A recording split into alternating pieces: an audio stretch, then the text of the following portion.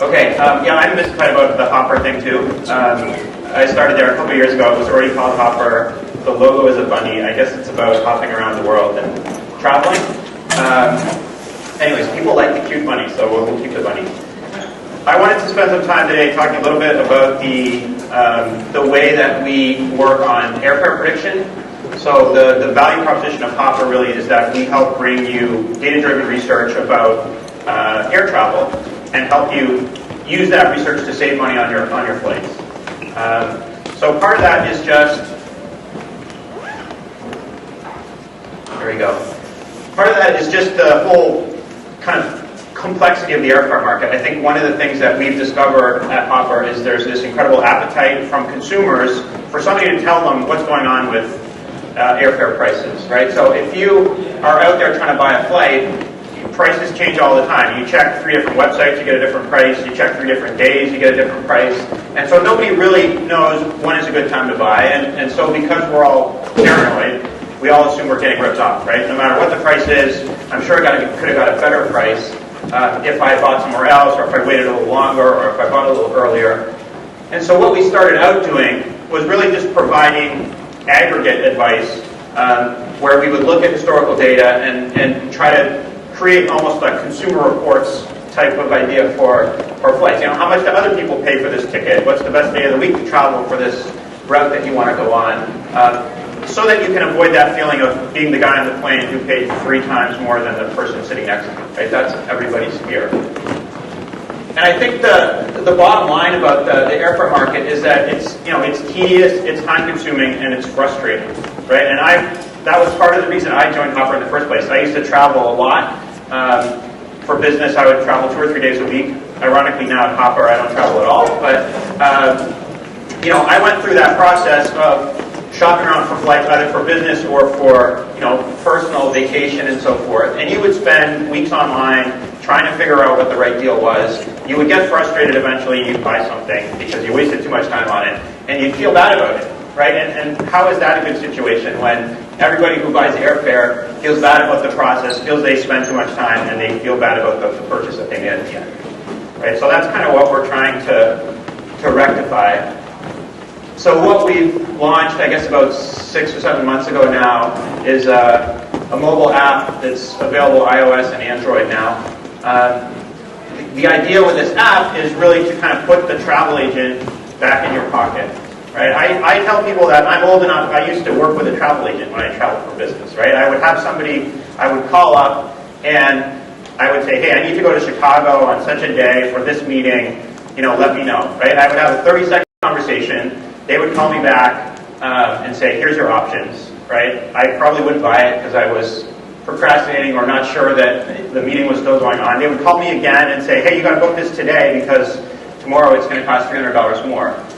And they would charge me $29 or something for that, right? But it was well worth it, right? Now, you do it yourself. You have lots of self-service tools to book travel. There's no fee that you pay. But if you buy it on the wrong day, you spend $300 more, right? That's a lot of $29 fees. So what we're trying to do with our app is put that advice back into the hands of the consumer.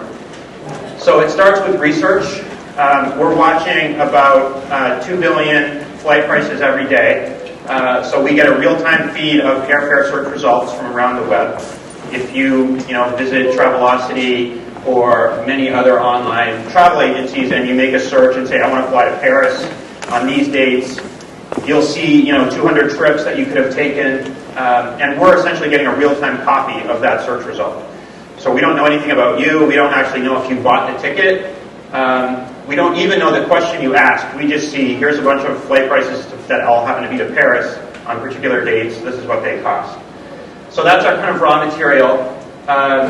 We've been doing that for 2 or 3 years now, so we've got an archive of several trillion price ticks for these different kinds of flights all around the world. And we use that data to create really simplified analysis, right? So you can see, I want to fly to Paris here. A good deal is $1,150. If you want to fly with a stop on your trip, you can probably save about $300, right? And then there's a little kind of color-coded calendar to help you figure out, how do prices vary with time, kind of give you that guidance. Once you've kind of settled on a trip that you want to take, we'll actually give you recommendations about what to do with the ticket, right? And that's the kind of the thing I'm going to spend most time on today. That's the thing I've spent the most time working on. The idea here is to tell the user, is this a good price? Should I buy this now, or should I not buy it? Should I wait because the price is likely to be lower, right? In terms of the back testing that we've done, and I guess external testing that the third parties have done, we're trying not to give you a bad piece of advice, right? People are really annoyed when we tell them not to buy the ticket, and then it gets more expensive. So we're about 95% of the time not going to do worse than the price that it is right now. If we tell you to wait, 95% of the time you're not going to lose money, and most of the time, or on average, you'll save about 10%. So if users had followed our advice, which I'm sure they haven't, since we launched the app, they would have saved about $24 million in aggregate on their flights. And for a lot of the time that we've been live, we can't tell whether users are purchasing because we have been handing off to a third party. So when you actually buy the flight, we would send you to Expedia or an airline to make the purchase, so we don't see whether you actually purchase it. That's changed recently, so we're starting to get a lot more detailed data about that.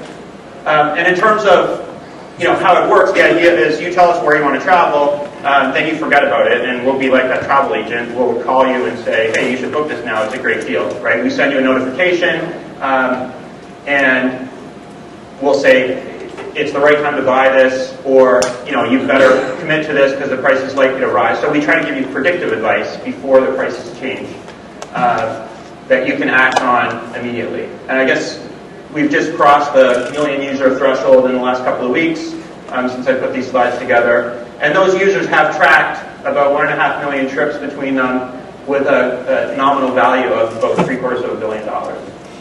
So it's it's getting to be a reasonable size of market. So this, I think, is kind of a review of what I was talking about before, but the way people are buying travel today, it feels backwards. I feel like and I'm not a travel person, this was my first exposure to the sort of airfare industry when I joined Hopper, but it feels like if you were building an airfare market today, you wouldn't do it the way that it works right now.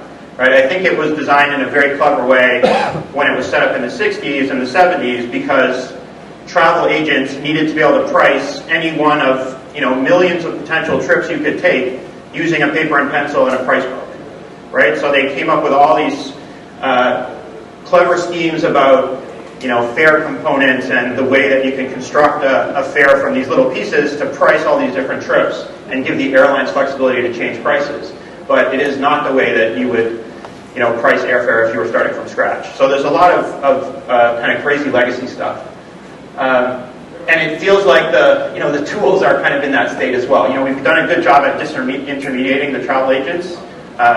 They're few and far between, and lots of people are saving that $29 fee by doing it themselves. But I contend that they end up spending a lot more money than if they had paid somebody who knew what they were doing. Right? When you look at surveys. Consumers typically spend about a week to 2 weeks searching for a trip if you're going to go on a vacation, and I've done it lots of times too, right? You'll look at all these different websites, try to get an idea, and you'll invest anywhere from 2 to 6 hours in that process before you actually buy a ticket. And the interesting thing is that when you look at the average price people pay, on average you spend 5% more than the first price that you saw. So if you're going to do it yourself with these tools, just pay right away. You'll save yourself 6 hours, and you'll save on average 5%, because prices tend to go higher, right? So it feels like there's a better way that we can do this, right? In the past, I guess there have been some attempts to give people predictive advice, but there's questions about whether it's accurate, I guess, in one sense, but also questions about whether it's actionable. This is a third-party test that somebody looked at. A few of these people who are currently offering predictive advice. Of course, we did best in this comparison, or I wouldn't have put it up here, but there haven't been very many third-party comparisons. It's hard to do these comparisons on any kind of scale because it's hard to collect the data automatically. But just to give you one example of what we feel about actionability, and I don't really want to pick on kayak, but it kind of gives you a sense, it's what people are familiar with. One of the things that we do, because we're tracking these billions of prices every day, is we can track typical price levels in a market, right? So we'll watch, I think in this case it's Philadelphia to Hong Kong, right? We know what the price for that is, and we're watching it kind of change in real time as people search. And one of the things that's pretty easy to do is we can see when an airline will start a sale, right? So somebody will start discounting that market, and we post that. That's one of the kind of outputs of our data processing, if you like. So in this case, we saw this deal. Somebody started, I can't read it, but some airline started selling Philadelphia to Hong Kong for $550 return, which is an amazing price to get to Hong Kong. At the same time, and we're doing this all the time, so I logged into Kayak and looked up that trip, right? And indeed, Kayak says you can buy it for $555 on United, and its little graph in the top corner says you should buy it with confidence of 79%. Because prices might rise within 7 days. So first of all, how does that help you as a consumer, right? I don't understand really what 79% confidence means. I don't really care if it goes up in the next 7 days because I have until October 1st to potentially buy it. And if you can't give me like a 99% confidence that I should buy at $500 to get to Hong Kong, then there's something wrong with the prediction. Okay, so that's the question that we're trying to solve is address this consumer's real issue of should I buy the ticket right now or should I wait because it's going to be cheaper? That's really all they want to know. They don't want to know confidence. They don't want to know what's going to happen in the next 7 days. They want to know, is it the best price right now? Right? And that's a difficult ask. Right? We struggled a lot with this, and we did a lot of user testing trying to put like confidence intervals and either confidence intervals or confident in whether we're able to make a forecast. We're not really sure, but it might go up. And it completely throws people off. First of all, they don't understand the language, and they feel like they can't trust the system. So we try to make a line in the sand. We either say it's going to go up, you should buy it now, or you should wait because we think it's going to go down to X, right? And in rare occasions, we'll say, we can't make a forecast. We don't have enough data, or the data looks weird, or whatever. But 99% of searches, we will make a prediction like this. And so what we're trying to do is then give the customer that advice, right? Because that's the question that they're trying to answer. And so I want to talk a little bit about how we do the prediction and kind of what goes into that behind the scenes. Because that's probably what people here are interested in. So this is just to give you kind of a sense of how flight prices vary. So if you think about one market, so here's Boston to San Diego. These are flights departing on June 1st, nonstop, all on the same airline. And we've got different return dates. So I guess we've got same-day return, returning up to 14 days later, right? And then we've just tracked all the price ticks that we saw for this really small subset. So it's a single airline, one departure date, one market, nonstop. And you can see that there's still a huge variation in the way these prices tick up and down, right? This is the airline revenue management at work, right? You can see that far out from departure, everything's pretty stable, nothing really changes. It's typically priced a little bit higher because if you're that detail-oriented that you need to book your flight a year in advance, you're willing to pay a little bit more, and the airlines know that. Then it will get, within the last 3 or 4 months there, they start yielding. So they'll start testing at different price levels to see, how strong the demand is, and that'll vary up and down. And it may vary for different dates depending on how the demand looks. And then typically towards the end, it goes higher because the key thing the airlines know is that there's always these last-minute consumers who are willing to pay a lot more because they're traveling for business.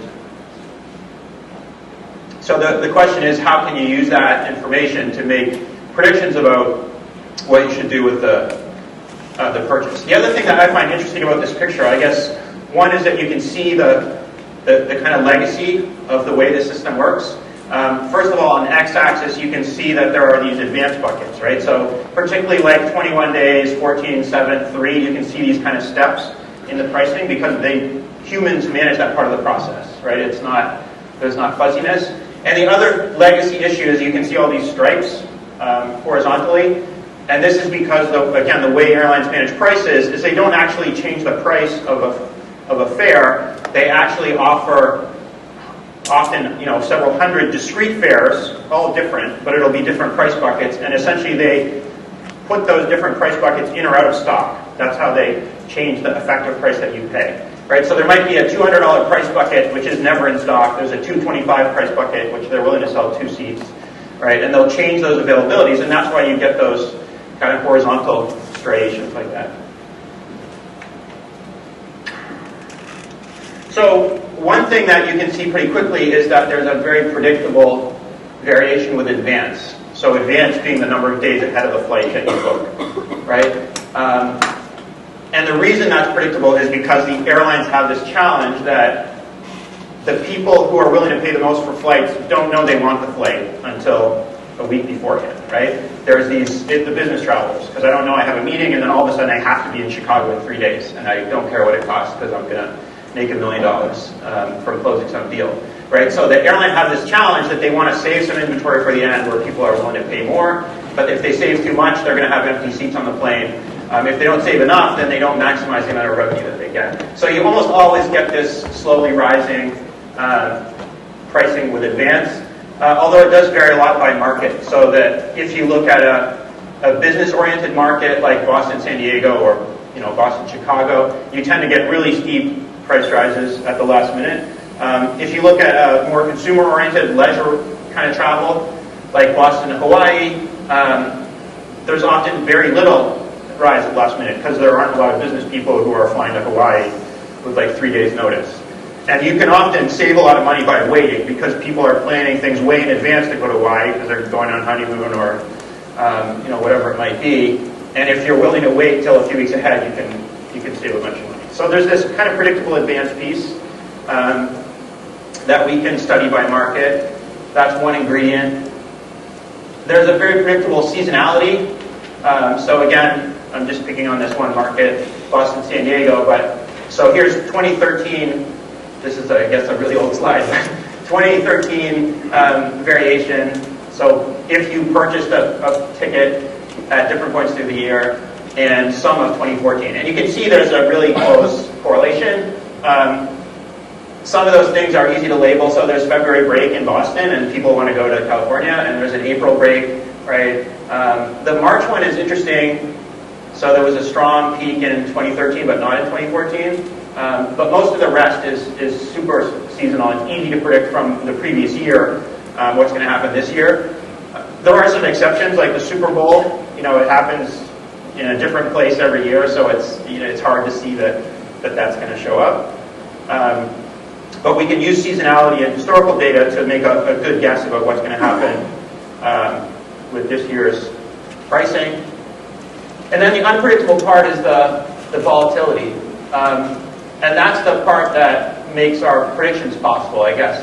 If you think about the actual price that gets quoted as some sort of random walk around this predictable trend, right?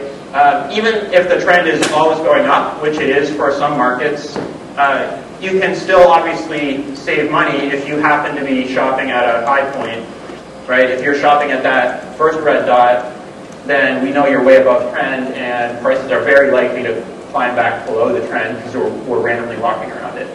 So the volatility is what helps you save money in this environment. And so let me show you an example of kind of what we see for a trip behind the scenes. So here's what you see in the app on the right, left, whatever side that is. So we're saying the lowest available price is $333, you should wait, right? And you can see on the chart over here, so 333 is somewhere right around the central trend. So that red arrow at the bottom is kind of where today was. And we're right around the central trend. We think from the historical data and from what we've seen so far that the random walk going forward is going to be in those kind of green areas. So first of all, the trend actually dips a little bit up until about a month advance.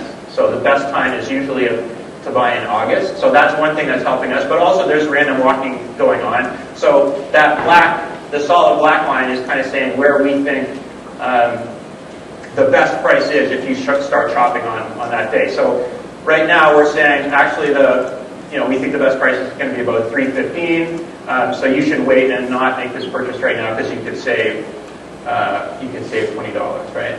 So that's kind of how we're tracking it. We're tracking the specific trip that you're looking at, the kind of blue dots. We're using historical data to look at trends for that market, for those dates, and then we're making projections based on what we've seen the volatility to look like in that market. So that's one of the hard things is to characterize all those different components, and then obviously you get this recipe to make the forecast. Excuse me. So again, although the consumer wants simplicity, they don't want to get screwed, right? We get hate mail. If we tell you to wait and your price goes up, then it's like, hey guys, you screwed me on this. So one of our big things is we don't want to give you bad advice, right? It's bad for us to be in this kind of left-hand tail. If you look at this, and this is a backtesting example where I've backtested a whole bunch of trips, so things that people search for. Those are counts of the vertical axis, and then I've plotted, well, what would we have said for that person to do, and then what was the right thing for them to do by looking at the future, the future historical data. And what you see is this effect where, first of all, 95% of the result is to the right, so 95% of the people are no worse or are saving money. On average, everybody's saving about 11%. And this tail, where we're making we're leading the consumer wrong, is about 5%. So that's a kind of key thing that we track. It's this trade-off between, we could tell everybody to buy, but then they're going to see a better price in the future. But if we tell too many people to wait, then there's obviously some people where we're going to get it wrong, and they're going to hate us, right?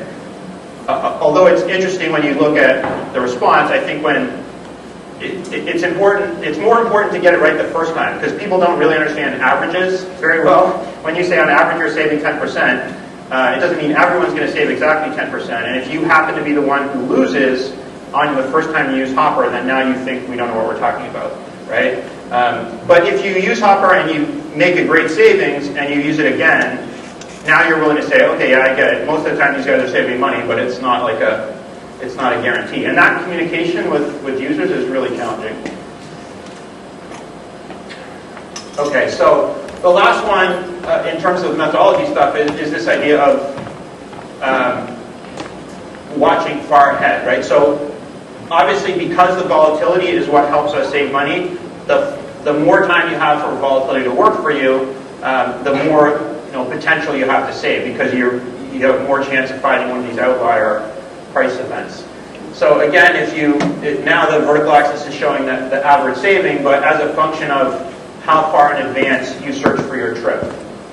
And the industry average, when you look at the search traffic that we get, is about 40 days. So the typical person is shopping just over a month in advance for their trip. But the interesting thing is that the audience that we've attracted to use Hopper, I guess these are planner kind of people, they're actually watching about 80 days ahead. So they're watching much earlier than the typical consumer. So that's giving them more chance to make these savings. And again, because if we can teach people that you don't have to do any work, just tell us where you want to go on your summer vacation and we'll start watching it right now, right? And you don't have to do anything. If we see a great deal, we'll tell you.